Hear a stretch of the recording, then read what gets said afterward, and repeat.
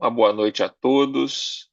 Nós estamos aqui no nosso webinar, faz parte da atividade educacional de nossa Academia de Ciências Farmacêuticas. Esse é o eixo temático de Educação em Ciências Farmacêuticas. Eu sou o acadêmico Giancarlo Moraes Oliveira Bertassoni de Lorenzi, titular da cadeira 48 da Academia de Ciências Farmacêuticas do Brasil e diretor do Centro de Ciências Biológicas da Saúde da Universidade Presbiteriana Mackenzie. Nós temos o prazer de receber aqui o doutor Alcindo Serck Neto, que é conselheiro federal titular pelo Estado do Paraná do Conselho Federal de Medicina e professor adjunto de Medicina da PUC Paraná, onde coordena o programa de residência em pneumologia na UEL, que é a Universidade Estadual de Londrina. E também o doutor Alexandre Berchara, que é o coordenador do Grupo Técnico de Trabalho em Educação Farmacêutica do Conselho Regional de Farmácia do Estado de São Paulo. E nós, então, teremos esse webinar discutindo, um diálogo, discutindo o exame de proficiência para o exercício profissional na área de saúde e as suas implicações práticas. Esse webinar tem duração de 1 hora e 30 minutos e nós, então, o calendário desses webinars que acontece a todas as segundas-feiras, às 18 horas, está disponível no site da Academia de Ciências Farmacêuticas do Brasil. O site é em cienciasfarmacêuticas.org.br e nas redes sociais da nossa academia. O programa educacional da Academia de Ciências Farmacêuticas do Brasil possui atividades gratuitas graças aos nossos mantenedores, a MS, Sinusfarma, Eurofarma, Iperafarma, Abafarma, Abifina, BD, FCE Farma, Hipofarma, ICS, Sincamesp, Stevanato Group e Wheaton Brasil.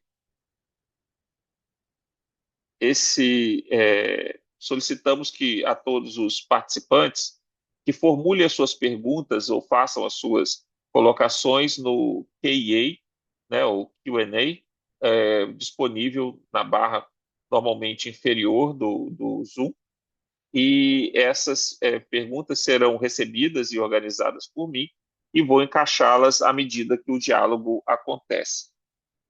Então, como eu já disse, né, o nosso webinar vai debater o exame de proficiência para o exercício profissional na área de saúde, suas implicações e quais são os impactos disso no nosso dia a dia.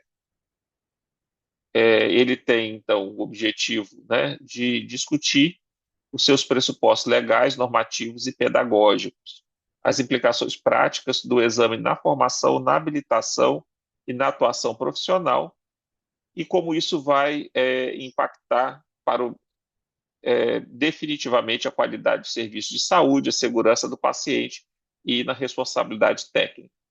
Então, faremos uma análise crítica dos desafios, dos limites, das perspectivas do exame de proficiência no contexto das políticas de educação e regulação das profissões de saúde. E por isso, eu gostaria de convidar o Dr. Alcindo Cerci Neto para melhor se apresentar e também daremos seguimentos. Doutor Alcindo, um prazer recebê-lo.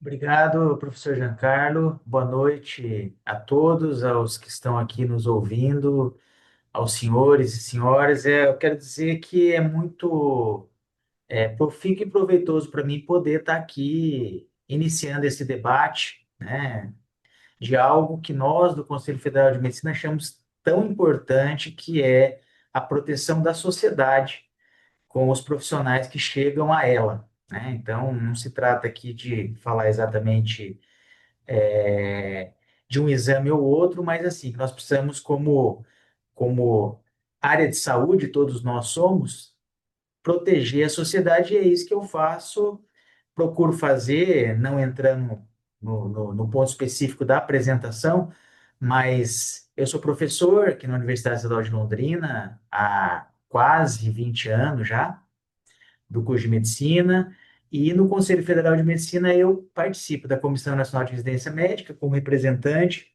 e também coordeno a comissão de ensino médico, ou seja, tudo vinculado a essa questão de educação médica, ensino médico, especialidade, pós-graduação e dentre outras questões aí associadas. Então, eu vou procurar aqui, professor Jean, mais passar para os senhores esta trilha que nós estamos caminhando nesses últimos 2 anos, 1 ano e meio, e tentar mostrar para os senhores, assim, de forma geral, alguns pontos que são muito importantes na hora que se discute o exame de licenciamento ou de proficiência. Então, eu vou deixar o professor Alexandre se apresentar antes e depois a gente volta aqui com os temas polêmicos.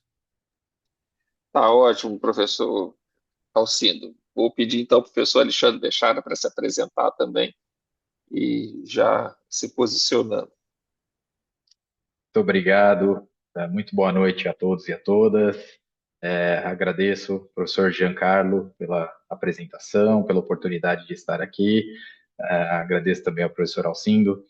É uma oportunidade incrível aqui da gente poder debater frente ao que a gente já tem de experiência atual do Conselho de Medicina em relação à proficiência, né, ao exame de proficiência, e trazendo um pouquinho aqui para a realidade do curso de farmácia, do contexto geral da educação em saúde aqui no Brasil.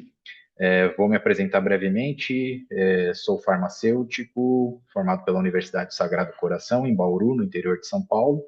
Tenho mestrado e doutorado pela Escola Paulista de Medicina da Unifesp em farmacologia e atualmente sou coordenador e professor do curso de farmácia da Universidade Paulista aqui na capital, São Paulo. Atualmente coordeno o Grupo Técnico de Trabalho em Educação Farmacêutica do CRF de São Paulo, onde estamos mobilizados já há algum tempo, muito antes da minha presença aqui, né, no grupo de trabalho. Já estamos no CRF de São Paulo mobilizados em favor de um exame de proficiência, que damos outro nome, mas é um exame de proficiência, e também aí, né, num momento de grandes debates acerca de novas diretrizes curriculares para o curso de farmácia. Então a gente vai ter uma ótima oportunidade aí, um excelente debate hoje. Passo de volta a palavra ao professor Alci. Bom, eu acho que realmente nós teremos um grande debate, até porque o assunto tem suscitado não apenas desejos bons, digamos assim, né, mas tem suscitado um grande debate no meio, tanto de formação quanto profissional, do impacto disso, por exemplo, na concessão de um título ou do direito do exercício profissional.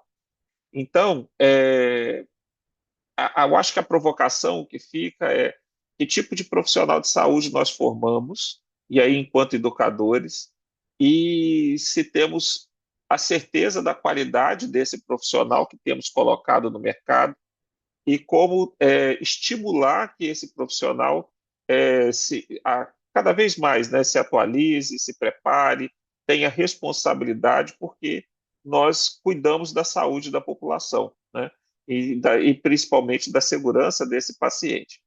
Então, eu vou passar a palavra para o doutor Alcindo, para ele fazer os comentários dessa experiência do curso de medicina, inclusive por conta da evolução que nós temos, né? Já em andamento alguns projetos de lei no Congresso Nacional. Então, como que tem sido esse posicionamento? Pessoal, Alcindo, eu está com a palavra. Obrigado. Eu vou compartilhar então uma apresentação, mas eu prometo ser sucinto aqui, mas acho que vale a pena a gente graficamente dar uma.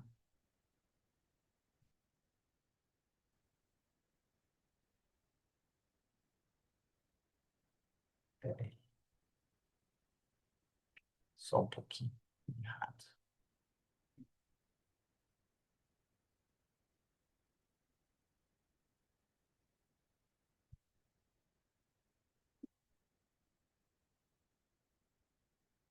Bom, então eu vou falar um pouquinho do que nós estamos desenvolvendo nesses últimos 1 ano e meio, mais ou menos, até 2 anos, em relação ao exame de proficiência na medicina, que certamente ele pode, com as devidas diversidades, ele pode servir de inspiração e até de modelo para outras profissões na área de saúde, né? Então, eu não sei se a farmácia tem o mesmo problema que a medicina, mas nós tínhamos um problema sério. Então, existe um racional técnico para fazer o exame de proficiência. Não, ele não é para punir aluno, tá? Existe um racional. E o nosso racional aqui é muito claro. Nesse gráfico, inclusive, ele está mostrando aí um crescimento indiscriminado, né, no número de médicos, já de forma desproporcional e que, de uma certa forma, também acaba prejudicando outras profissões, né? Quando você tem um mercado não ajustado. Então, a gente vai ter aí em 2035 909 mil médicos. Hoje nós somos aproximadamente 630, 650 mil médicos, mas com uma questão aí envolvida, né?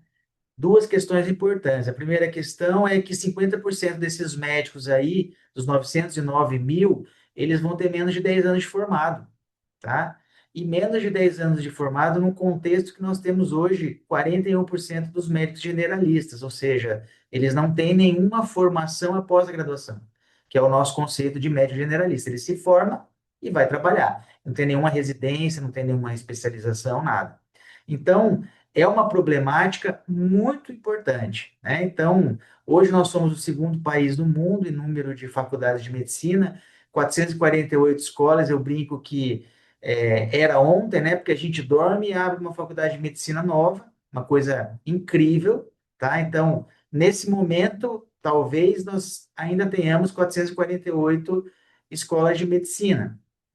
E isso vem crescendo aí em 20 anos, um crescimento de quase 240%, mas com a população sem crescer. A gente cresce o número de vagas, mas a população não cresce. Então, é um problema preocupante. E aí veio o primeiro sinal amarelo, né? Ou já vermelho. E aqui eu quero, isso aqui é o ENAD, né? Antes do ENAD virar ENAMED, não sei se os senhores conhecem essa história. O ENAD era aplicado para todos nós dentro do programa Sinais para avaliar cursos de faculdade de medicina, né? Para a medicina, eles mudaram o nome do ENAD para ENAMED e passaram a fazer o exame anual. Mas vamos falar antes dessa mudança que é lá no ENAD. E vamos concordar o seguinte: a nossa meta não é cursos com avaliação 3. A nossa meta tem que ser cursos com avaliação 4 e 5, porque a gente cuida da saúde das pessoas, né? A gente cuida da nossa população, tanto médico quanto farmacêutico, quanto fisioterapeuta, qualquer um, a gente cuida da população. Então a gente não pode dizer que um curso de avaliação que tem uma nota 3 numa escala de 5 ele é bom, tá? Ele é regular, mas não é isso que a gente busca. Mas tudo bem, vamos utilizar a métrica que o Ministério da Educação utiliza.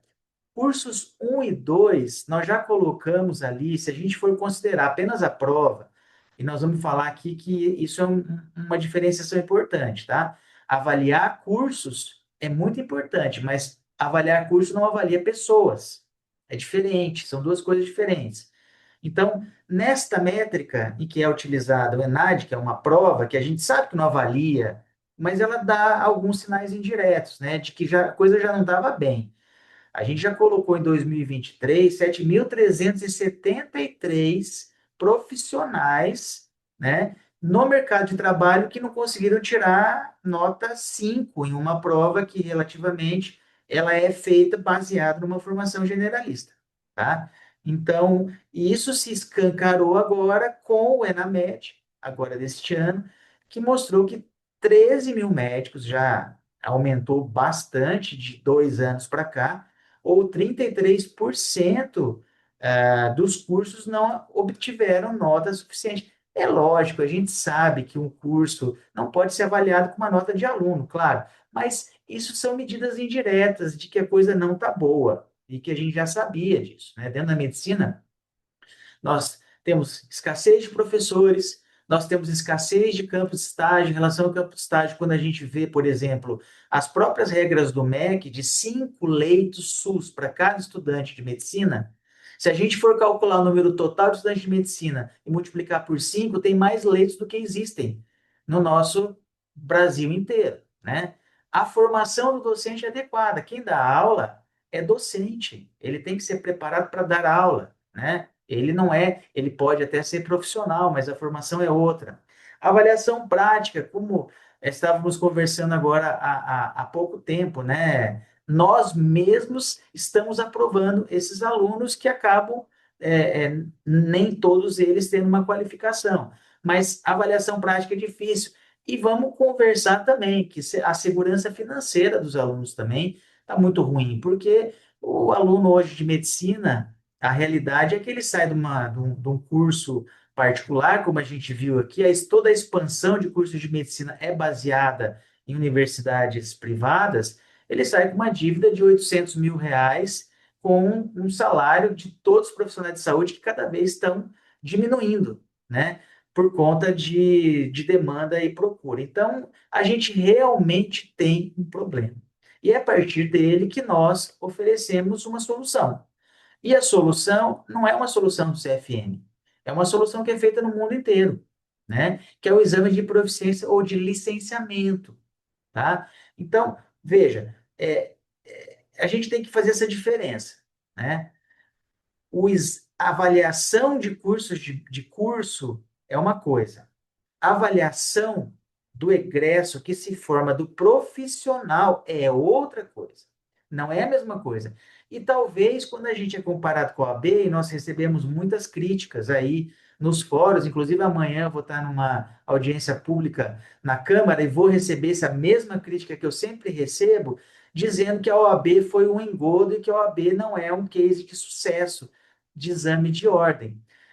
Talvez a falha da OAB tenha sido de que ela não atuou nas duas linhas. Continuar avaliando os cursos e, ao mesmo tempo, avaliar os egressos, os profissionais. Então, as duas coisas estão juntas, né?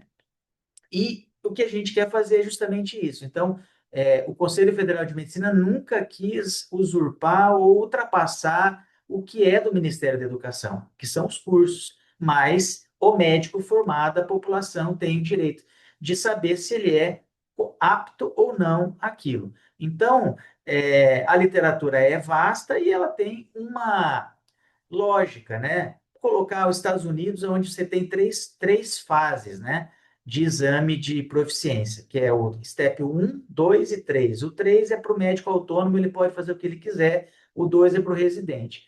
O que eles mostram? Eles mostram que cada aumento do desvio padrão acima da média, a mortalidade daquele médico nos locais onde ele trabalha reduz em 5,51%. Então, sim, existe uma lógica por trás de avaliar o egresso.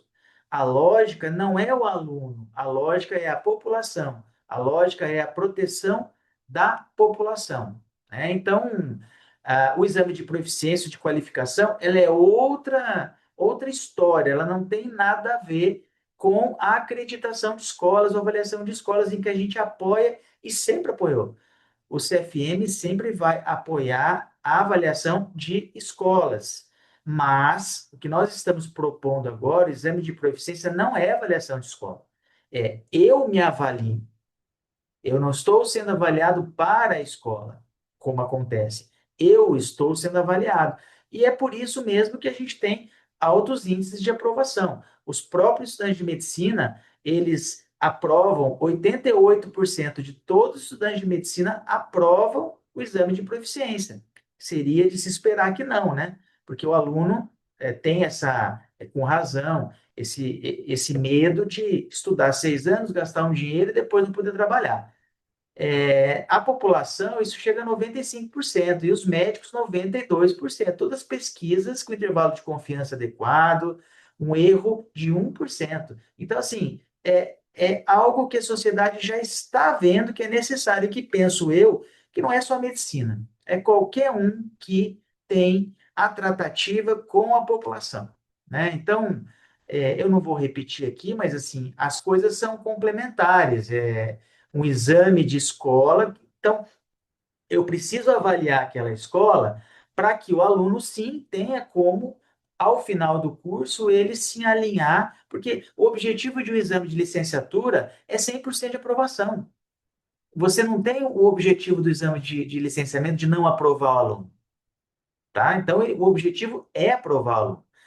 O objetivo é que ele seja aprovado, saia da faculdade, e como é nos Estados Unidos, o índice de aprovação, no Canadá, no MCQ, nos Estados Unidos, o índice de aprovação é 95, 96%. Por quê? Porque os cursos estão alinhados à formação daquele profissional que vai para o mercado de trabalho. Então, nós precisamos ter uma colaboração entre a avaliação de escolas médicas e a avaliação de profissionais de saúde. Nós não temos mais tempo, infelizmente, nós não temos mais tempo de só avaliar estudantes.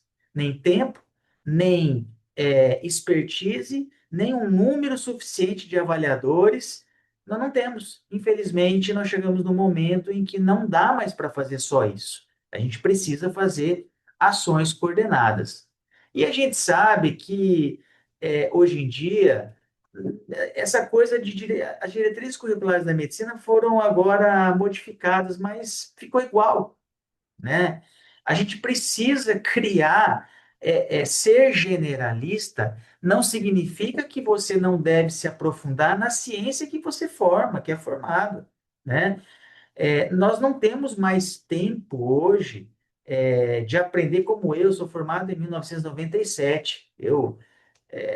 Era outra história. Hoje em dia, não. Hoje em dia, a residência na medicina, ela se tornou um campo de estágio que não se tem mais na graduação, tá? Então, essa coisa de não avaliar, né, é uma das coisas que falam, olha, mas nós já vamos avaliar no ENAMED no segundo ano, no sexto ano, por que que vai fazer mais uma prova? Ora, nenhum profissional de saúde, na minha opinião, me perdoem se eu estou indo acima da medicina, é uma opinião, tá? Mas na medicina é uma certeza, ninguém vai deixar de ser avaliado. Se você não quer ser avaliado, seu conhecimento, não faça nada na área de saúde. A avaliação faz parte do dia a dia do profissional de saúde. E nós não temos que ter medo de ser avaliado, porque o conhecimento hoje está em constante evolução. Olha só, isso aqui, por exemplo, eu utilizei uma IA para fazer esse slide, entendeu? O conteúdo é meu, mas o slide não é. Imagina a informação. Então, nós precisamos entender que a avaliação do profissional de saúde, ela é contínua e ninguém tem que ter medo de ser avaliado. Que os exemplos dos lugares onde a gente já faz, né? Mais essa questão aí que é importante também, que é muito importante, é um princípio angular em qualquer área da administração pública, que é o princípio da segregação de funções. Ora, eu já fui diretor de um grande hospital universitário.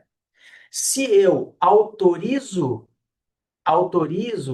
com que aquele produto seja comprado, não pode ser eu que compro. São diferentes. Então, assim, quem autoriza cursos não pode ser o avaliador. Tá? Não, não se trata de ser o CFM, pode ser qualquer um, mas não pode ser quem registra. Quem fiscaliza e licencia não pode ser quem abre escolas. Pode ser qualquer um. E eu estou dizendo isso porque é um princípio básico da administração pública em qualquer lugar do mundo. Então, se não for o CFM que aplica a prova, tudo bem, pode ser outros, mas não pode ser aquele que abre escolas e que fecha escolas. Esse é um princípio básico e no mundo inteiro é assim. Tá? Então, só para os debates aí, eu não espero ser o dono da verdade. Eu acho que a gente pode discordar sem nenhum problema, tá?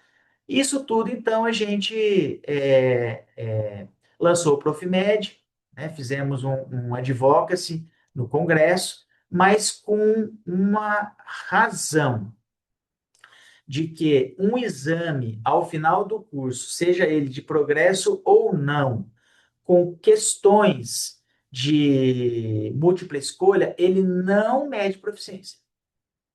Ponto. Não mede. Ele pode ser importante para avaliar a escola, mas proficiência não adianta. Nós precisamos avaliar a performance do médico. E essa é a ideia do proficiência. Então, nós não vamos ter um exame de proficiência com uma prova de múltipla escolha, mesmo que seja com caso clínico. A gente quer avaliar a performance. Se o médico consegue fazer, se ele consegue se relacionar com outros profissionais, se ele tem uma boa, um bom entendimento clínico, se ele é ético, se ele sabe utilizar recursos médicos. Então, o exame de proficiência que a gente montou e nós fomos para vários lugares, vários países para avaliar, não é um exame de múltipla escolha, é um exame que tem OSCE. Claro que com soluções de OSCE novas, né? Existem várias soluções de OSCE com pacientes, que pode ser feito por computador ao mesmo tempo, no Brasil inteiro, ou com avatares, mas enfim, nós precisamos avaliar a prática real de trabalho. Não basta avaliar conhecimento.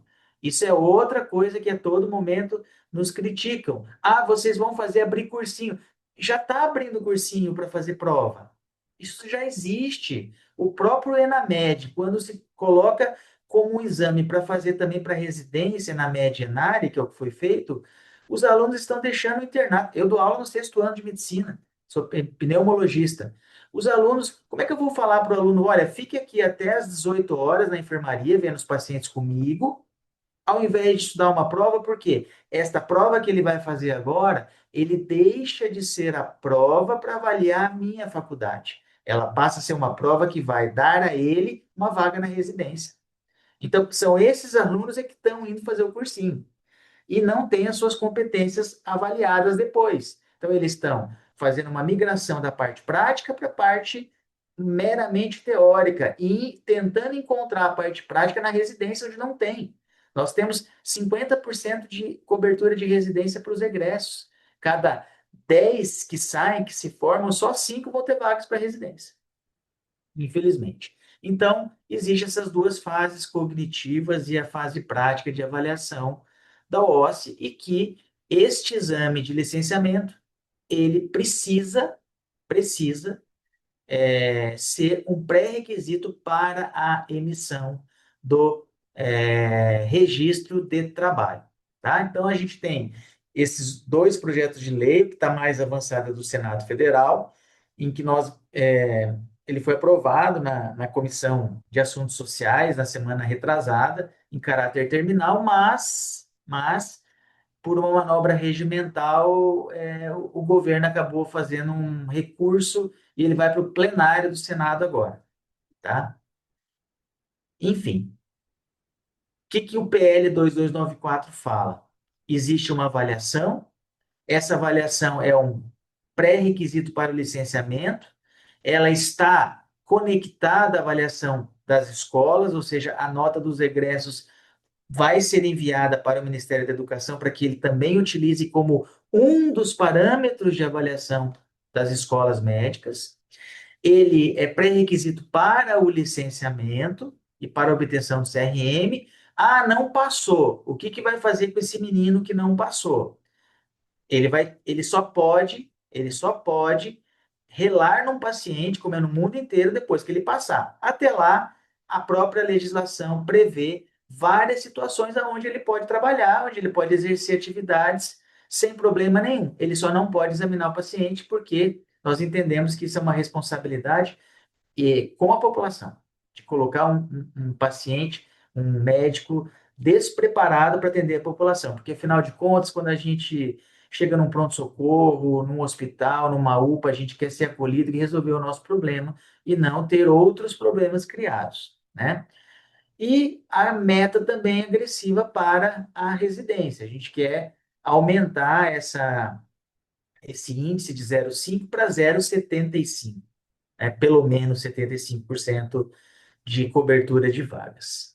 Enfim, era isso que eu queria falar para os senhores, só para a gente começar o debate. Peço desculpa aí se eu me alonguei demais, mas é importante trazer para os senhores todos os questionamentos que vão existir nesta jornada que está sendo muito difícil, porque tem um grupo que tem muito medo disso ser aprovado, e tem medo que outras profissões da área de saúde também tenham o mesmo entendimento, de que todos nós precisamos, que lidamos com saúde humana, com pacientes, a gente precisa ter uma qualificação e respeito da sociedade. Obrigado, desculpa me alongar. Obrigado, Trocindo. Eu acho que sua apresentação trouxe aí a experiência, um arcabouço muito interessante para as perguntas. Eu fui anotando várias aqui, mas vou deixar para depois. Doutor Alexandre, por favor, suas falas iniciais aí. Muito obrigado, professor Jean.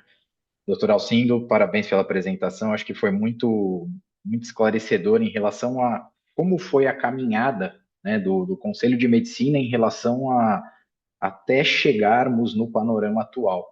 E interessante visualizar que ainda existe uma proposta de aperfeiçoamento disso que é de fato proposto, que é um exame de avaliação, né?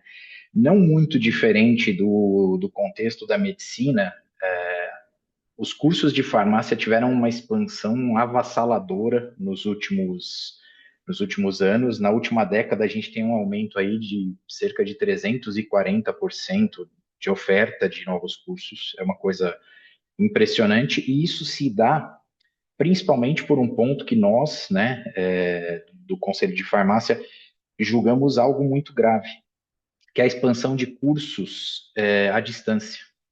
Então, quando a gente fala da formação de profissionais de saúde, num contexto onde a formação de competências é o mais relevante e não um mero aprendizado teórico, claro que a bagagem teórica é extremamente importante, né? A gente não pode deixar isso de lado na formação, principalmente no nível superior, mas a gente entende o quanto a gente está formando de maneira superficial quando a gente não prioriza justamente a presencialidade e a formação de competências que são aprendidas de forma exclusivamente presencial.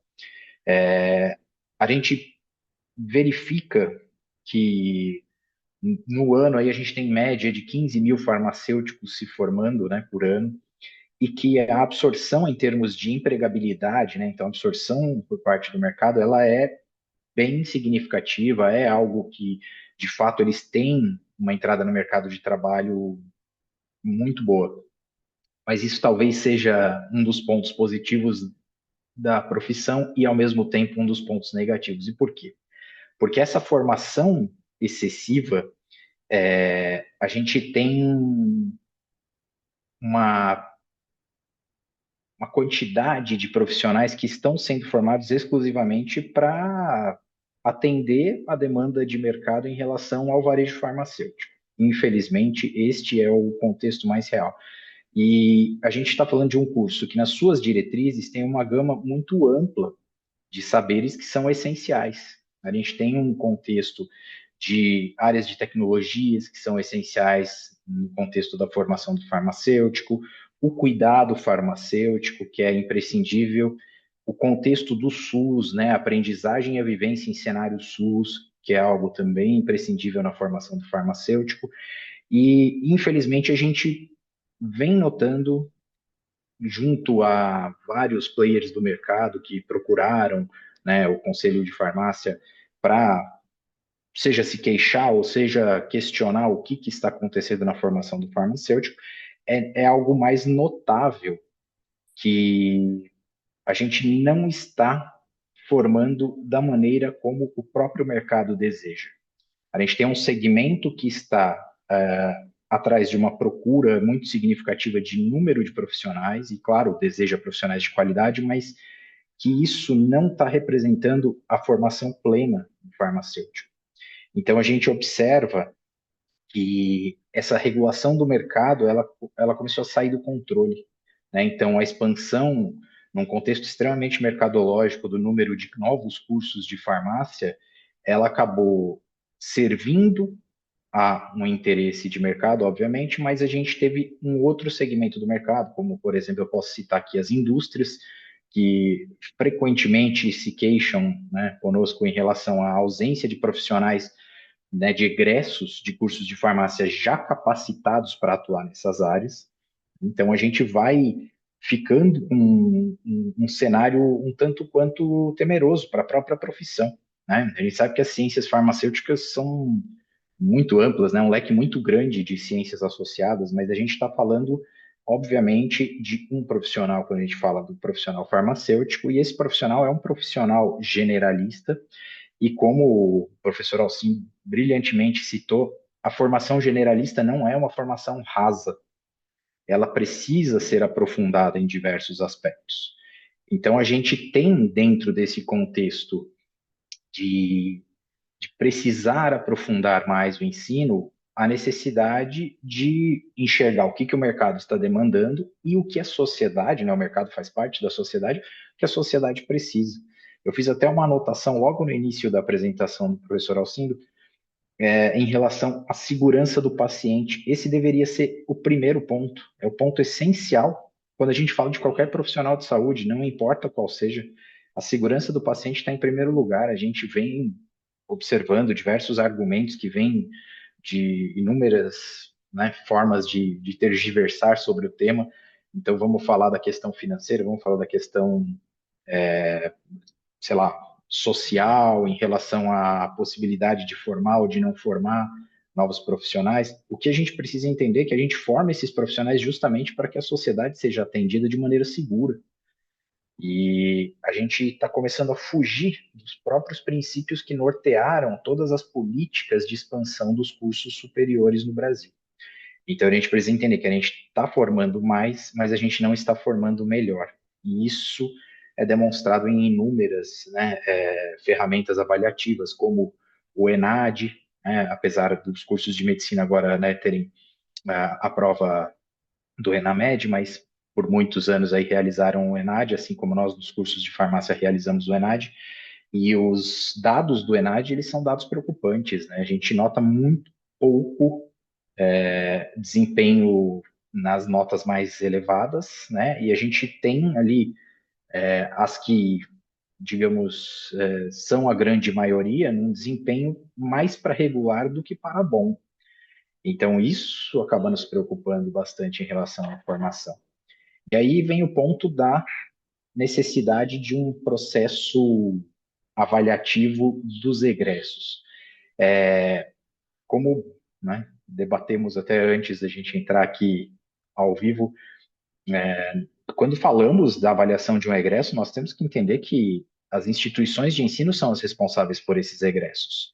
Mas, como bem frisado na apresentação do Dr. Alcindo, a gente tem dois contextos diferentes, um que é a avaliação da instituição, da sua estrutura, do que ela oferece, se o seu corpo docente é capacitado, se ele está em processo contínuo de formação, se a gente tem acompanhado toda a evolução tecnológica no contexto da ciência que está sendo ensinada, e a gente tem o contexto do estudante, que durante este processo de formação, ele está sendo avaliado. Se a gente pensar no que é um processo de formação na graduação, é um processo de avaliação contínua, semestre após semestre, disciplina após disciplina, a gente está sempre fazendo esse processo de avaliação. Então, existem alguns pontos que a gente precisa questionar que estão principalmente focados no ensino, né? No ensino. Então, até por isso, a gente tem essa grande dificuldade de separar as coisas, né? Como na apresentação estava muito claro, quem está avaliando as instituições está avaliando algo que não necessariamente reflete na qualidade do ensino. É claro que de maneira indireta a gente pode observar aí uma avaliação bem feita, refletindo, né, um prejuízo ao ensino dos estudantes e tudo mais, mas via de regra o que a gente consegue observar é que esses exames dos egressos dos cursos acabam sendo uma ferramenta de triagem para a segurança da população. Então, a gente partindo desse princípio, a gente já nota que é algo relevante, é algo importantíssimo. A observação de como é o cenário atual, de como a gente está caminhando dentro do ensino superior brasileiro, principalmente na... A gente Professor Bechara, está... está tendo uma falha no seu áudio. Se eu puder Perdão. voltar um pedacinho, só a última frase. Perdão. Desculpe, aqui acabou tocando o meu celular aqui, acho que ele está conectado no fone aqui também. Deixa eu só desligar aqui. Perdão. Então, quando a gente está pensando no processo de ensino aqui, o que a gente está falando da formação do profissional de saúde, a gente vai precisar, obviamente, focar no, na instituição de ensino e no estudante. No estudante, a ferramenta da avaliação de proficiência acaba sendo uma excelente ferramenta para quê? Para que a gente possa ter uma triagem específica e também para que a gente possa ter, sim, de alguma maneira, um indicador muito bom para avaliar também as instituições de ensino.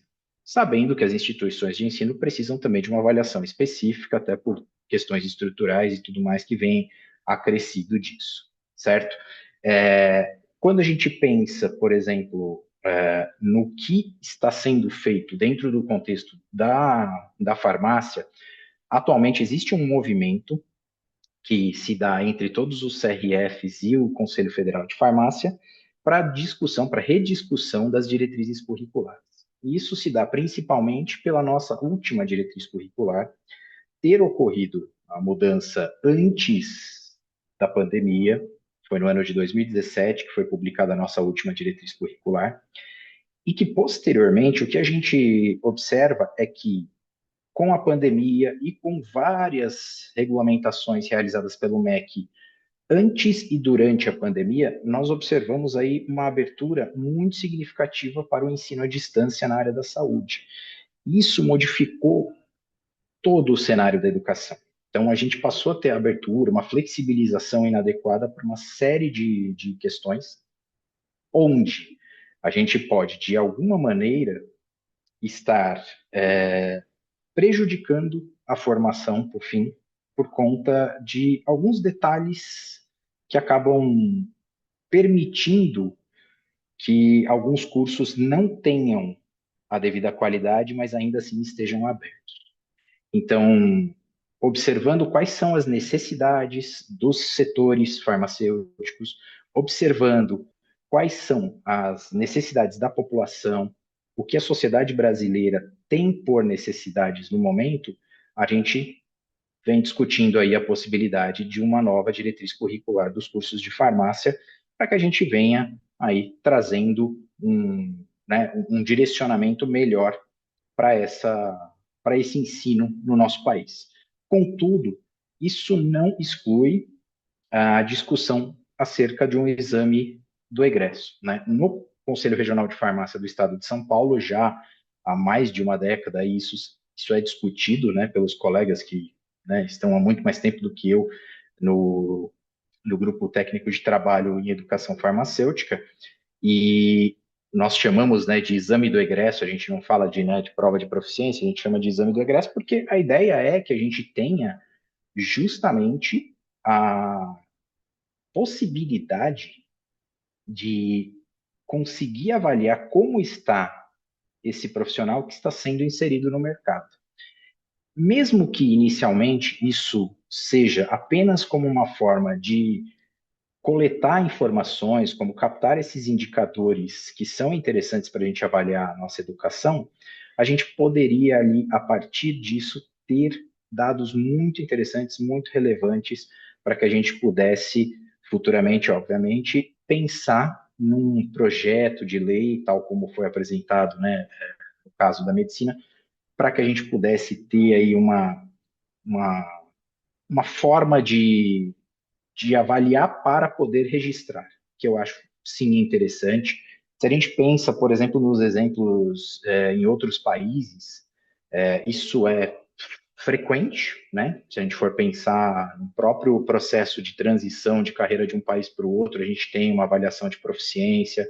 Quando a gente tem dentro um determinado curso, como por exemplo a medicina nos Estados Unidos foi citado, existe um processo que é um processo contínuo, né, de avaliação. Ele não é uma avaliação numa única prova, ele não é uma avaliação em mero contexto de conteúdo, né? Então, existem muitas possibilidades quando a gente fala de um processo de avaliação dos egressos dos cursos de graduação na saúde. Basicamente, o que eu observo como algo interessante e que deve ser observado para uma possibilidade aí de inserção futura é a possibilidade de um processo avaliativo e não apenas de uma prova ao final do curso, mas de um processo avaliativo em períodos específicos do curso, feito com, né, provas no molde dessa prova de proficiência, mas que ele fosse, né, gradual, fosse passo a passo dentro da formação deste profissional. Porque assim a gente consegue entender, inclusive, onde que a gente está tendo as lacunas na formação dos profissionais. Né? Então, será que são nas disciplinas de base? Será que a gente está tendo uma dificuldade no cuidado, nas estruturas de cuidado aos pacientes? Será que a gente está tendo uma deficiência na formação voltada para as tecnologias, faltam estruturas que ensinem adequadamente as tecnologias dentro das instituições de ensino. Então, tudo isso acaba sendo uma possibilidade para a gente poder, claro, avaliar de uma maneira mais adequada. Porque, obviamente, uma prova num único dia pode ser, né, até não pode deixar de ser, né, a melhor ferramenta avaliativa, mas ainda assim ela é melhor do que não termos nenhuma forma de avaliar os egressos dos nossos cursos de saúde. Então, para concluir aqui essa primeira fala, que a gente tem que observar estamos formando da maneira que gostaríamos? Os profissionais que estão saindo das instituições, de maneira geral, são os profissionais que desejamos na nossa sociedade? A gente confia nesse profissional que está sendo formado hoje? Então, esse é o processo de reflexão que a gente precisa fazer para entender que avaliar um aluno, avaliar um egresso, avaliar um profissional, não é uma punição. Avaliar alguém nunca vai ser uma punição, mas sim um processo natural, profissional, para que os saberes daquele indivíduo sejam devidamente verificados. Então, eu não vejo como a gente pode enxergar um problema, digamos assim, no contexto social, quando a gente fala de provas de avaliação de egressos, né, provas de proficiência. Mas creio que este é o caminho até para a gente poder recuperar esse tempo perdido, vou colocar entre aspas, mas esse tempo perdido em relação aos deslizes, digamos assim, que ocorreram na regulamentação do ensino superior e que levaram hoje a uma formação muito superficial nas mais diversas profissões e, infelizmente, na farmácia também.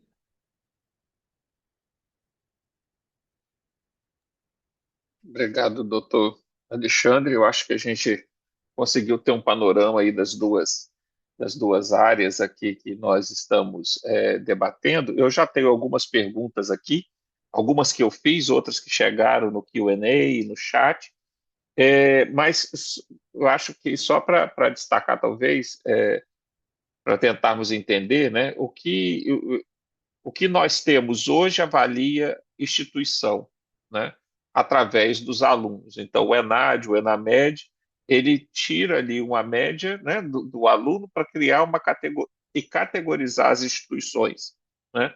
E do que nós estamos falando é, de fato, dentro desse grupo, eu posso ter uma instituição nota 5 com alunos desqualificados para poder exercer a profissão. Então, o exame de proficiência visa esmiuçar essa qualidade ou falta de qualidade, né? Porque o contrário também pode ser verdadeiro. Você tem alunos de bom resultado na média, mas a instituição não conseguiu, né, atingir isso. Então, isso é a qualificação do próprio aluno e do esforço dele, né? É, e aí, eu tenho uma pergunta, uma provocação, é, uma dúvida mesmo, né? Se os alunos se os profissionais e se a população aprova o exame o Profimed, quem é contra? Né? Eu fiquei na dúvida, porque, na verdade, é o que o senhor falou, doutor Alcino. A gente tem dentro do Congresso um caminho, uma ida, né? Eu participei do lançamento do projeto de lei no Senado, e depois você tem ali uma reversão daquilo que está caminhando. Então, eu queria abrir só para essa primeira pergunta, minha, e depois passar para o pessoal dos ouvintes. Para eu responder, Isso. eu sei, eu Se só não isso quero não sair trouxer preso. dificuldade, Não, não, exatamente, se isso não não, trouxer dificuldade. eu só não quero sair preso. Mas eu vou responder sua pergunta com uma história, se você me permitir. A história é o seguinte: no mundo inteiro, você tem cursos de medicina que são públicos e cursos de medicina que são privados. Até aí, tudo bem. No entanto, os cursos privados dos Estados Unidos, eles são privados, mas eles não têm fins lucrativos. Então, Harvard, UCLA, ou qualquer faculdade de medicina no exterior privada, que também é cara, ela é paga, mas ela não tem fins lucrativos. O que que os cursos de medicina fora do país privados ganham? Ganham no que é pago para o hospital onde abriga o curso de medicina. Então, os ganhos são secundários, mas eles se revertem à saúde pública. No Brasil, nós temos cursos de medicina que têm fins lucrativos e grandes grupos que são negociados na Bolsa de Valores de Nova York e na Bolsa de Valores do Brasil. Então, assim, nada contra curso privado. Eu dou aula em um curso privado. Nada contra. Eu acho que é muito importante. No entanto, a gente tem que parar no nosso país com conflito de interesse, né? Então, eu posso dizer as justificativas que falam de não querer que seja aprovado. Justificativa número um, mas o que que eu vou fazer com o aluno agora? E agora? O aluno tem uma dívida e ele não passou, o que que eu vou fazer com ele? É um questionamento válido. No entanto, ele é válido, mas não é válido, porque quando você fala que você vai avaliar sexto ano, para mim é muito mais grave você saber que aquele aluno não tem proficiência e me obrigar a licenciá-lo para atender a população. Então, eu só posso dizer que tem interesses que não são interesses republicanos. Não estou acusando ninguém, para deixar bem claro. Mas a única coisa que eu posso pensar é que existem interesses econômicos para que isso não se aprove, porque em um teste, em um exame que foi realizado pelo próprio Ministério da Educação, mostrou 30% dos cursos de forma inadequada, 13 mil médicos que entraram no mercado de trabalho hoje, que estão com o CRM na mão, né, trabalhando numa UPA. Onde o médico vai trabalhar quando ele se forma? Plantão, urgência, emergência. Então, esses profissionais estão aí. E eu, particularmente, não consigo entender quem não quer que isso seja aprovado. Eu não consigo. Então, eu posso te dizer, a sua pergunta foi excelente, mas, assim, infelizmente, eu não tenho uma resposta, porque é um movimento tão forte, nós tivemos vários movimentos aí, vários movimentos. A gente teve o projeto aprovado no CAS, na CAS, no Senado, depois ele foi para o segundo turno. No segundo turno colocaram mais de 14 emendas diferentes. Essas emendas foram superadas. Não conseguiu ser aprovado porque utilizaram a medida regimental para entrar no recesso parlamentar, porque era para ter sido aprovado em dezembro do ano passado. Entrou no recesso, voltou para casa agora, foi aprovado de novo e ainda entraram com recurso no plenário do Senado, que é algo assim, que não é muito normal no Senado ter esse tipo de recurso de comissão, porque esse tipo de projeto ele é terminativo. Aprovou, ele vai para a Câmara. Desculpa se eu não Exatamente. consegui responder exatamente. Eu vou complementar, professor. Vontade, Alexandre. Dentro, né, deste mesmo contexto, acho que o professor, pelo menos para mim, fica muito claro, né, o que o professor pontuou. É, existe um interesse econômico gigantesco girando em torno de tudo isso.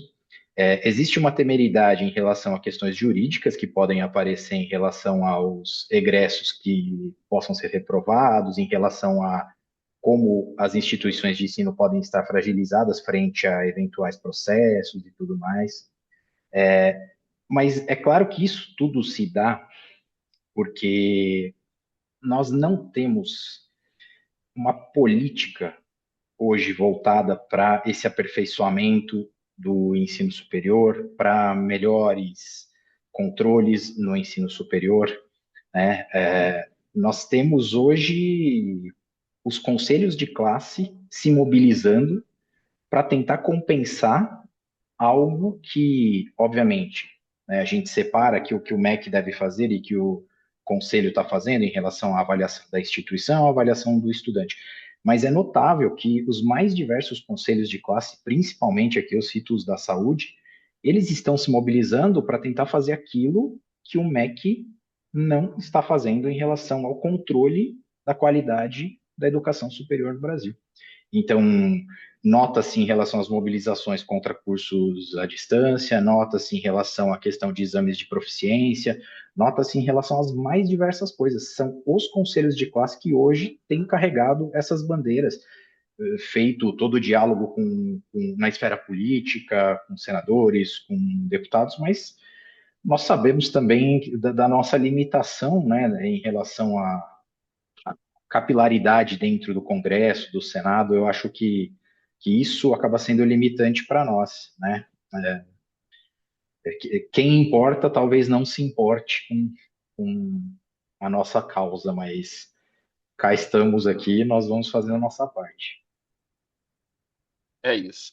Eu vou ler aqui algumas das perguntas e comentários, eu vou fazer um bloquinho e aí a gente discute. Então, nós temos aqui um bloco de se as provas de proficiência, por exemplo, não geraria uma nova indústria de cursinhos preparatórios, né, para passar no exame. Acho que eu vou até encaminhar essa, porque já foi, né, mencionado, inclusive, pelo doutor Alcindo, né? É, já hoje existem os cursinhos preparatórios para fazer ENAMED, para fazer ENAD, né? Tem algumas instituições que, dentro das suas próprias instituições, já criaram esses cursinhos, então é, uma coisa não gera a outra ou exclui a outra, né? Mas aqui uma coisa interessante é do Marco Aurélio, a pergunta, né? São três questões, e eu vou começar pelo doutor Alexandre na resposta. Ele primeiro pergunta aqui se o CFF aprovou ou se foi consultado em algum momento sobre a modalidade EAD. O que os CRFs e o CFF estão fazendo para aprimorar a grade curricular do farmacêutico? Eu acho que essa a gente deixa para daqui a pouco, Alexandre. E se existe, acho que esse é o ponto principal, se existe algum movimento sinérgico do CFF, do CFM e dos outros conselhos de classe para esse tipo de ação da qualificação do profissional, muito mais do que só o resultado do ENAD ou do ENAMED, mas num movimento conjunto da saúde pela melhora da qualidade do ensino. Bom, vou partir da primeira pergunta. Eu não posso falar em nome aqui, né, do Conselho Federal de Farmácia, mas acompanho, né, seja como docente, como farmacêutico, a luta, né, do Conselho Federal de Farmácia contra o ensino à distância, tal como diversos outros conselhos de classe, seja numa esfera federal ou até mesmo nas esferas regionais, todos se mobilizaram em termos de contrariedade à existência dos cursos EAD na saúde. Né? Nós fizemos uma mobilização grande aqui em São Paulo, com uma sessão na Assembleia Legislativa, temos aí todo um debate muito amplo. Eu sei que o Conselho Federal de Farmácia foi até Brasília, sempre esteve muito próximo aos deputados, tentando buscar, né, as ferramentas legislativas adequadas.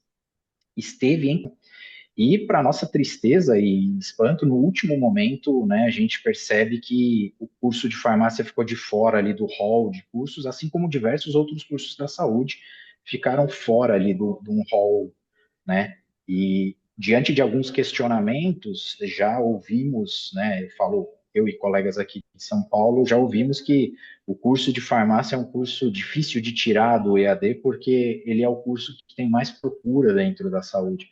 Isso é pavoroso, isso não melhora em nada o cenário, né? Isso, pelo contrário, né? Ele é um curso que ele é embasado em práticas constantes de ferramentas tecnológicas que a gente utiliza na produção dos medicamentos, na compreensão de como eles têm o seu controle de qualidade, como a gente pode garantir isso para a população de maneira segura, o bom uso desses medicamentos, o contato com pacientes e tudo isso durante a graduação. E sabemos, né, que essa forma de abrir novos cursos foi, né, um viés meramente mercadológico. Faço coro à voz aqui do Dr. Alcindo. A gente tem no Brasil o insumo mais estratégico, que é a educação, sendo controlado por capital aberto na bolsa estrangeira. Então, a gente acaba tendo uma dificuldade muito grande de brigar como entidade de classe, como conselho de classe. O nosso poder acaba ficando bastante limitado nesse aspecto. A outra pergunta, em relação a. Eu não sei se o professor já quer que eu deixe para depois para falar da questão das diretrizes, mas a priori, né, o que nós temos feito aí para aprimorar a grade curricular do farmacêutico é uma nova discussão aí acerca de diretrizes curriculares nacionais, de uma discussão ampla, né, para a gente poder trazer aí um panorama bem fidedigno ao que de fato a sociedade brasileira necessita. E em relação aos conselhos de classe, né, se associarem, estamos sim trabalhando de maneira, né, a cooperar, obviamente, uns com os outros, mas existem muitas estratégias, eu diria, até mesmo nos segmentos mais elevados da política brasileira, de nos das ações. Né? Então, olha, essa profissão aqui a gente vai por aqui, essa profissão aqui a gente não enquadra e tal. E quem a gente precisaria muito do nosso lado dentro desse contexto, unindo os conselhos de classe da área da saúde, é o próprio Conselho Nacional de Saúde, que infelizmente não endossou aí a nossa pauta como gostaríamos em relação, por exemplo, ao ensino à distância, né? Então, eu acho que cabe uma mobilização, talvez, aí no contexto da educação, a busca de um apoio mais significativo do Conselho Nacional de Saúde. Ótimo, doutor Alexandre. Queria ouvir algum comentário do doutor Alcino sobre essa questão dessa articulação dos conselhos.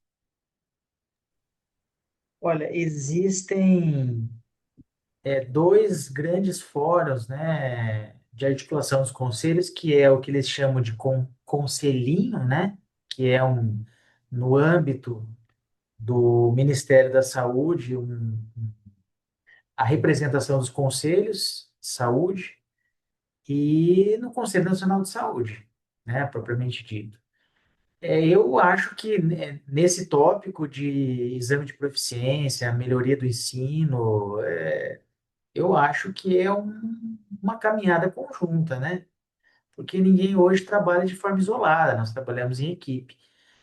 Mas eu acho que não teria nenhuma contrariedade nesse movimento conjunto aí em relação à parte de exame de proficiência, de melhoria da educação médica, de qualidade da educação médica. Mas assim, eu que estou transitando agora, ultimamente, eu venho da academia, eu não sou político. Hum, e gosto de política para a saúde, mas eu que estou trazendo, é muito difícil, esses conselhos, eles têm muito interesses envolvidos, assim, pouca gente realmente preocupada com a população e mais preocupada nos seus próprios interesses. Então, eu tenho certeza absoluta que, eu não acompanhei, mas eu tenho certeza absoluta que o Conselho Federal de Farmácia deve ter feito tudo que é possível para não manter a farmácia em AD. Mas, gente, é muito difícil. É muito difícil. Quando existe um interesse envolvido, é muito difícil a gente vencer isso daí. Mas eu acho que unidos é mais fácil, viu, doutor Alexandre? Acho que unidos fica mais fácil. Mas com certeza, profissões que necessitam de uma comunicação, um acolhimento, humanismo, isso não se aprende em AD. Isso é formulação de competências é na prática. É uma opinião. Ótimo. Eu queria contar uma rápida história que não é anedota, mas depois que saiu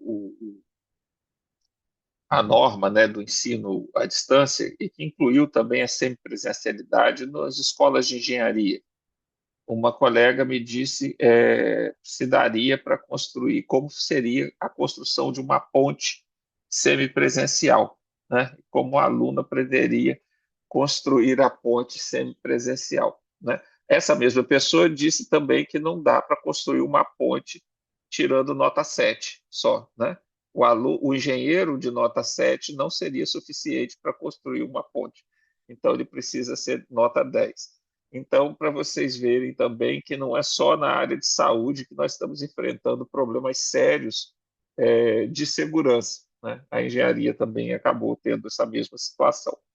Eu queria ler aqui a declaração da doutora Maria Madalena Maria, que é de Portugal. Então, ela escreve a partir de Lisboa, felicito o tema escolhido e a forma objetiva que está sendo abordado, e ela destaca que essa não é uma questão exclusiva do Brasil.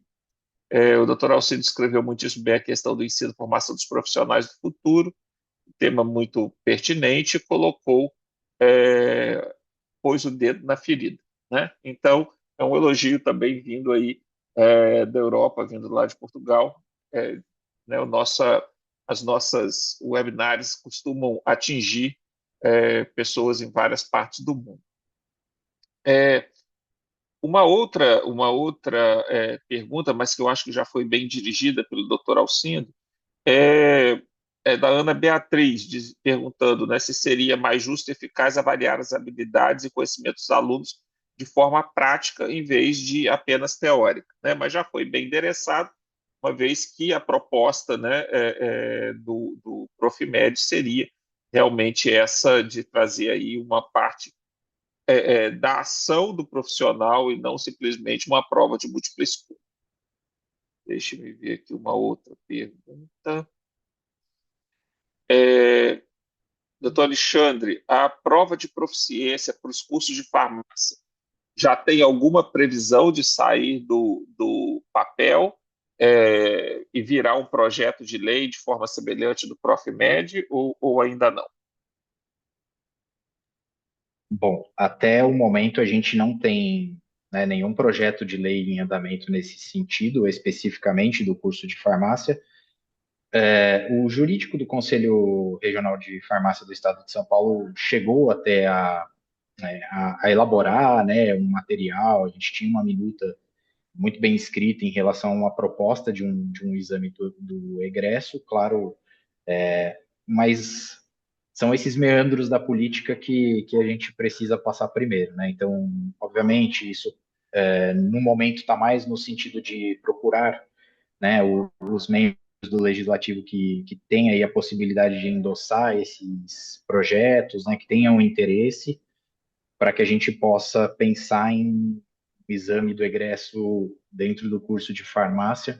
Não sei se especificamente a partir do Conselho Federal partiu algum tipo de ação já, mas sei que nós do Conselho Regional temos aí uma discussão, temos material escrito, temos tudo isso em relação a um possível exame de proficiência. Mas isso, inevitavelmente, passa por um debate político e dentro da esfera política, como a gente já discutiu, né, para nossa surpresa, existe uma resistência em relação a isso, né? Então, nós vemos hoje, né, temos principalmente o senador Marcos Pontes atualmente levando, né, propostas de diversos conselhos em relação a exames de proficiência, né, nas mais diversas profissões, principalmente dentro aqui do contexto da saúde, né, recentemente, né, como o doutor Alcindo citou, né, ele levou, né, da medicina para um debate que esperava-se ser algo, né, terminativo ali já no contexto da sessão onde foi aprovado, mas existem muitos meandros, né, no contexto político e, como muito bem frisado pelo Dr. Alcindo, acho que de uma maneira ampla, né, com a união entre os conselhos de maneira cooperada, talvez seja mais fácil, né? Então, quando eu costumo, né, discutir esse tema com os colegas do próprio GTT, do CRF aqui de São Paulo, a gente sempre fala que a gente precisa torcer para que outros conselhos tenham sucesso nas suas empreitadas políticas, porque isso abre um caminho, isso abre um precedente interessante, isso abre a possibilidade da gente ter as nossas propostas também aceitas. Então, quando a medicina consegue lograr sucesso numa prova de proficiência, isso abre, né, a perspectiva, porque a gente consegue perceber que está sendo moldada uma nova mentalidade, até mesmo dentro do legislativo, em relação à regulamentação de um tipo de exame como esse. Então, esta deve ser a nossa busca. E, né, eu também sou acadêmico, não sou político, mas, né, sei que sem a política a gente não vai conseguir nada. E aí eu deixo, né, ressaltado que estamos em ano de eleição e, né, cabe a nós também uma boa escolha, né, no sentido dessas lutas que temos, dessas pautas que defendemos, né? Será que estamos de fato elegendo quem defende as nossas pautas, né? Isso acaba sendo muito importante também. Muito bom, doutor Alexandre. Eu queria rapidamente fazer o gancho da prova de proficiência e dos resultados das últimas avaliações da UENAMED, o ENAD, no caso das demais áreas de saúde, com a formação, né? Porque a gente, obviamente, ao medir, né, vou colocar aspas nesse medir, é bem ruim essa expressão, mas ao avaliar, né, o egresso, nós, então, também estamos medindo a formação, ou avaliando a formação. E tem um comentário do Jonatas, que ele fala que é, tem alguns, né, ele foi formado pela Federal de Santa Catarina e tem vários colegas e amigos que são formados em outras instituições com uma formação fraca ou inconsistente, mesmo sendo um curso presencial. Né? No caso, a formação dele é em farmácia. A pergunta é, né, como vislumbrar o, a mudança de currículo que tais provas podem impactar né, em tal medida, e como nós, de fato, olhamos os indicadores que nós temos hoje, que o Profimed vai ser ainda implantado.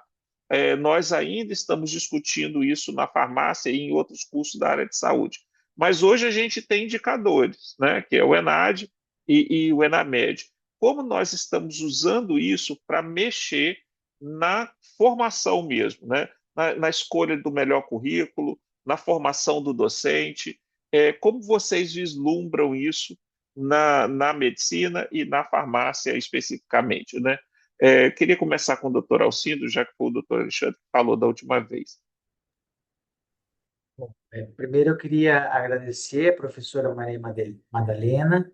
É um prazer ter aqui a sua audiência, professora. Muito obrigado. Bom, vamos ver os modelos que a gente tem, né? O nosso país, ele é meio estranho, vamos colocar assim, porque O que dita as regras de curriculares do profissional? É a prática que ele faz. Aqui a gente inverte. Aqui a gente monta uma diretriz curricular extremamente detalhada, aonde o educador diz o que a academia tem que formar, mas na prática, onde o espaço de trabalho do profissional atua, a academia não está. Então, isso gera uma dificuldade enorme de você transitar coisas novas ou translacionar coisas novas da educação para a prática real, né? Eu vou dar um exemplo, vou dar um exemplo prático. Inteligência artificial. Inteligência artificial vai mudar completamente a nossa prática. Não tenho dúvida disso. Não estou dizendo que vai piorar e nem vai melhorar, vai mudar a nossa prática. Semana passada, o Conselho Federal de Medicina regulamentou, através de uma normativa, a inteligência artificial. Ou seja, ela orientou o médico. Ela existe, existe, mas como você vai usar e o que você pode fazer e qual é a responsabilidade do seu uso, tá? Aí eu te pergunto, eu posso cobrar em uma prova, seja ENAMED, seja qualquer prova, inteligência artificial do aluno? Eu não posso. Por quê? Porque a diretriz curricular, ela acabou de colocar isso na diretriz curricular. Então, existe um gap, um espaço enorme. Então, esse modelo nacional que a gente precisa discutir, de que apenas os educadores e pedagogos, e eu estou falando, não estou falando mal, não, tá?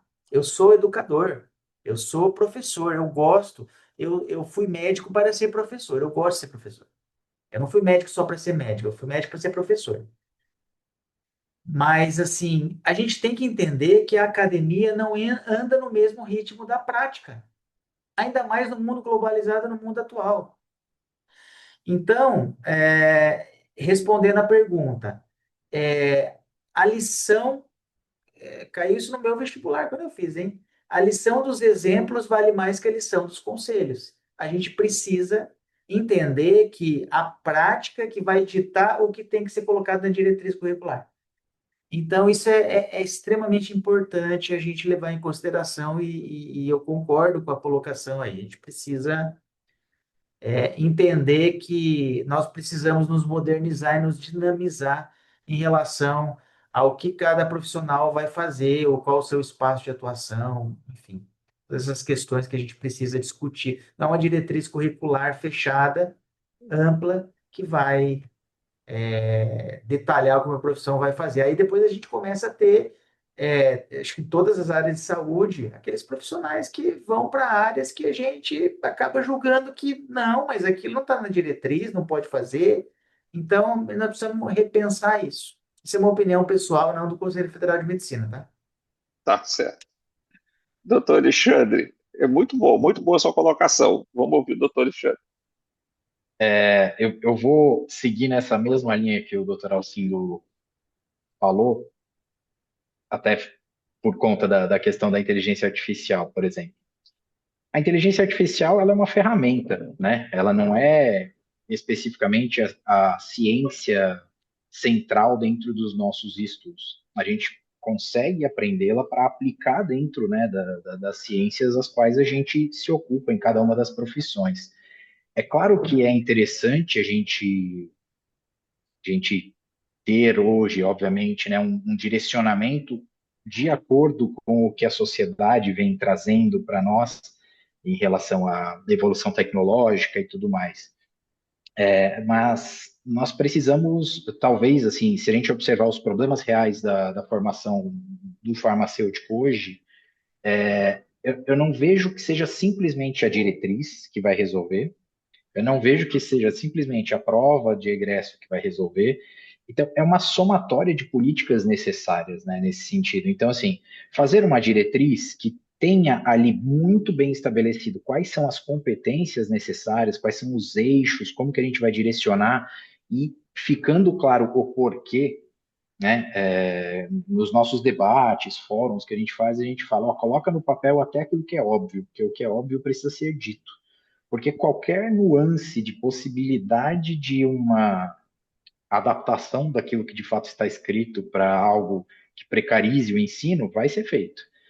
Então, assim, a gente precisa de fato focar em o que a gente precisa ensinar, quais as estruturas mínimas que as instituições de ensino precisam ter, e aí a gente precisa do MEC do nosso lado, né? Porque eu posso estabelecer uma excelente diretriz curricular, colocar ali todas as. Posso pontuar aqui questões de infraestrutura de uma indústria farmacêutica que precisam ter dentro de uma universidade para ensinar tecnologia farmacêutica. Eu posso ter isso dentro de uma instituição e a instituição não ensinar corretamente, ao mesmo tempo que eu posso ter isso na diretriz e a instituição, né, achar que não existe problema em não ter essa estrutura e formar sem essa estrutura. Então, o que nos falta, me parece, é uma regulamentação mais rígida em relação a quem estamos formando, por que estamos formando e para quem estamos formando, né? A gente pode não enxergar isso no curto prazo. Você citou o exemplo do engenheiro, né, professor Jean? Então, como o doutor Jean falou, um engenheiro nota 7 ele vai construir uma ponte, uma estrutura complexa? Não vai. E quem são os farmacêuticos que a gente está formando hoje? Será que a nossa indústria farmacêutica, todo o nosso complexo industrial farmacêutico, ele vai ser bem servido de profissionais no futuro? Será que as nossas farmácias vão estar bem servidas de profissionais com a devida competência clínica necessária para atender como desejamos, como tanto falamos hoje, né? Será que a gente tem, e aí eu toco num ponto central da formação do farmacêutico, que hoje é um gargalo tremendo, que é a formação em deontologia. Será que os profissionais de hoje eles entendem, né, a questão legal por trás da sua profissão, as questões éticas, né? Como que está o impacto em relação ao número de novos farmacêuticos que estão respondendo processos éticos por desconhecimento, questões triviais. Então, assim, o ponto acaba sendo um pouco mais complexo, né? A gente precisa, sim, acredito eu, mas essa também é uma opinião pessoal. A gente precisa, sim, de novas diretrizes para acompanhar a evolução tecnológica, para acompanhar a evolução social e até mesmo os marcos regulatórios legais, mas a gente também precisa de políticas que sustentem uma boa avaliação das instituições de ensino para que elas não precarizem a educação, mesmo com diretrizes estando ali estabelecidas. E, claro, o que os conselhos podem fazer nesse sentido é trazer o debate. Eu acho que é imprescindível uma mobilização dos estudantes, eu acho que é imprescindível uma mobilização dos docentes, dos profissionais de cada uma das áreas, e isso é o que vai permitir que a gente, né, chegue em esferas mais avançadas para conseguir garantir isso. Mas, enquanto talvez a população não perceber a gravidade desse processo de formação rasa no ensino superior e nas mais diversas áreas, a gente cita aqui, dificilmente a gente vai ter o endosso dessas nossas pautas, dessas nossas lutas aí em relação a toda essa evolução que necessitamos, né? Então, complemento com esse ponto, que na verdade é até um pouco deprimente de falar, mas assim, eu acho que a gente tá um pouco distante de alcançar esse cenário ideal, que é o cenário do quê? De vias de políticas públicas voltadas com melhor qualidade para a garantia da educação superior de boa qualidade. É isso, né? Eu acho que vocês colocaram um ponto bastante importante e talvez crucial para a mudança na formação dos profissionais, né? De fato, quem produz DCN não escuta quem executa a formação e nem o profissional que vai ser formado.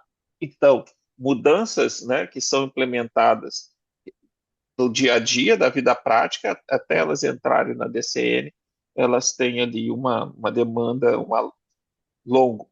Salvo melhor juízo, a DCN de 2025 de medicina substituiu a DCN de 2014. Não é isso, doutor Alcindo?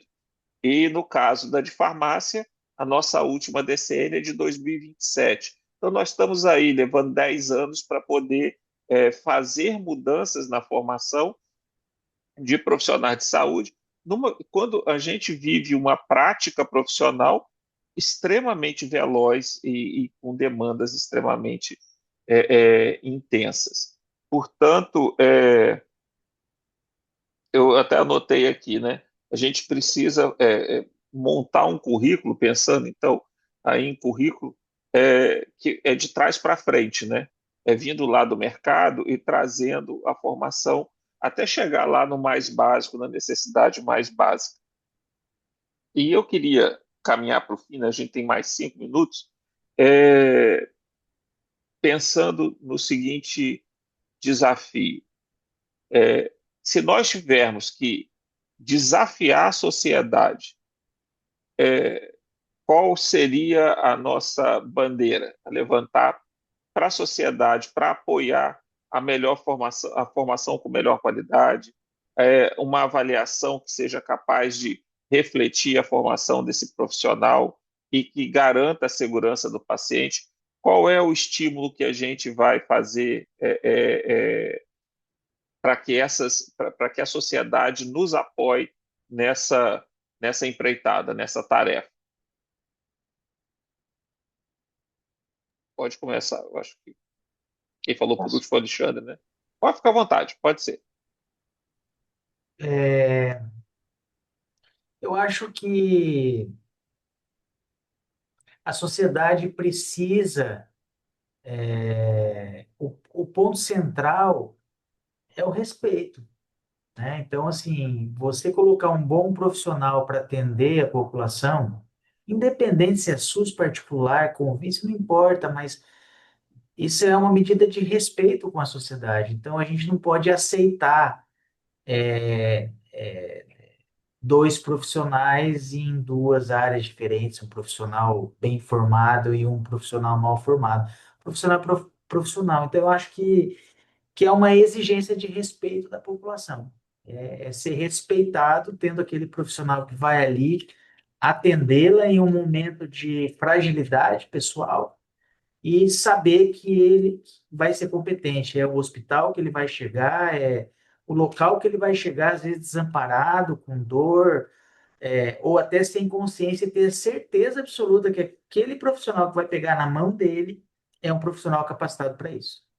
Eu acho que é assim que eu tentaria mostrar para a população, que não é reserva de mercado, não é para fechar curso, não. É uma medida de respeito.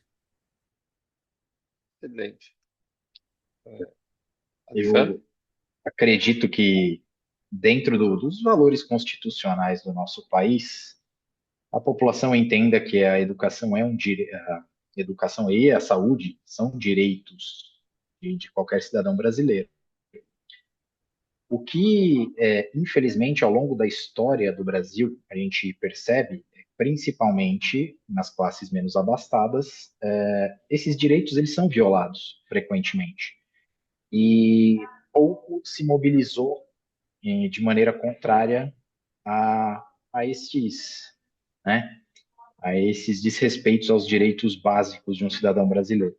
Eu acredito que nós, enquanto profissionais de saúde, precisamos fazer esse, né, de certa forma, esse levante, mostrando que a população tem direito a um atendimento por profissionais de saúde qualificados, mostrando que nós temos conhecimento que leva melhor qualidade de vida para essa pessoa. E eu acredito que, falando aqui pelos farmacêuticos, que cada farmacêutico dentro de cada farmácia do Brasil, cada estudante de farmácia nos seus estudos, cada um demonstrando também, né, ao seu redor a qualidade ali daquilo que ele faz, tentando entender também a sua relevância no contexto de sociedade e não apenas, né, no sentido de uma carreira como se fosse um indivíduo apenas percorrendo uma estrada sozinho, mas entendendo que ele está num ambiente repleto de outras pessoas que vão utilizar desse conhecimento dele. Que o conhecimento que a gente adquire dentro da educação superior não é para nós, né? Ele é para a sociedade também desfrutar e nós desfrutamos das benesses que essa carreira traz para nós. Então, eu acredito que a população precisa de uma mobilização muito mais na base, né? Entendendo os seus direitos e entendendo que nós, profissionais de saúde, precisamos estar bem formados, com estruturas adequadas, para poder levar aquilo que é de merecimento, que é de direito de cada cidadão aqui no Brasil, que é o quê? O acesso à saúde de maneira universal, de maneira integral, de maneira equitativa, para que todos possam desfrutar de fato daquilo que a ciência hoje traz de melhor para a saúde. Muito bom, excelentes colocações. Queria deixar, inclusive, aqui o pedido. Né? Convide a Academia de Ciências Farmacêuticas do Brasil para discutir esses temas, né? Não só na farmácia, mas, como eu falei, né, nós somos uma confraria, né, uma academia que envolve aqui profissionais de várias áreas, pensando as ciências farmacêuticas de uma maneira particular, mas pensando a saúde de uma maneira geral. Né? Temos como contribuir de forma importante nessas questões e apoiar, inclusive, né, através aí das mobilizações dos acadêmicos em diversos aspectos. Bom, eu queria, infelizmente, eu ficaria aqui discutindo com vocês detalhes, inclusive, do processo e, e da formação, né, do profissional de saúde, mas nós precisamos encerrar. Então, eu queria agradecer muitíssimo, tanto ao doutor Alcindo quanto ao doutor Alexandre, por por esse tempo que nós tivemos aqui discutindo essa temática tão importante, né? O eixo temático de educação olha para isso, né? Como nós estamos formando o profissional e que profissional nós estamos, de fato, colocando no mercado de trabalho, pautando nisso, né? Na segurança do paciente.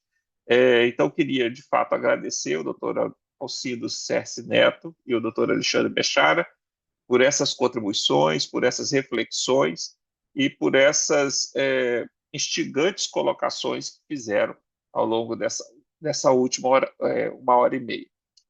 E também gostaria de informar que na próxima segunda-feira, dia 16 de março, nós teremos a palestra com o tema Estudo Farmacológico e Histopatológico da ação da nanodispersão injetável de bicha orelana sobre artrite diabética em ratos Wista. E o link de informações está sendo compartilhado no chat. E para vocês verem, né, doutor Alcindo, doutor Alexandre, como temos várias áreas, né, que nós discutimos. Então, migramos da área de educação para uma área bastante específica da produção do conhecimento, né, aí trabalhando com fitoterapia e a parte ainda de desenvolvimento pré-clínico. Nós agradecemos mais uma vez e encerramos, então, a nossa transmissão a partir de agora. Muito obrigado a todos, uma boa noite.